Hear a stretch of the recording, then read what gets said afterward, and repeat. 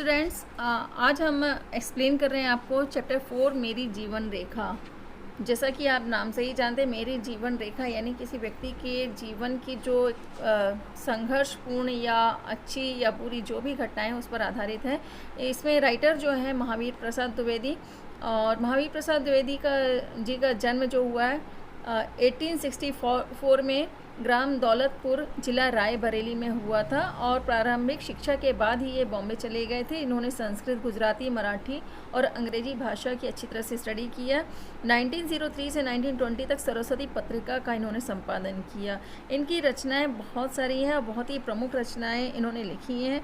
और उसमें से एक प्रमुख इनकी जो आत्मकथा है, इन्होंने जीवन में जो संघर्ष किया उस पर आधारित है मेरी जीवन रेखा, जिसमें इन्होंने अपने जीवन का संपूर्ण वृत्तांत लिखा हुआ है। तो इस आत्मकथात्मक निबंध में द्विवेदी जी ने अपने प्रारंभिक जीवन के संघर्षों को रेखांकित किया है, यानी उन्होंने उसमें दर्शाया है कि उन्होंने जीवन यात्रा में किस तरह की विषम परिस्थितियों से संघर्ष किया है और अपने दृढ़ संकल्प के साथ उन्होंने उनका सामना भी किया है।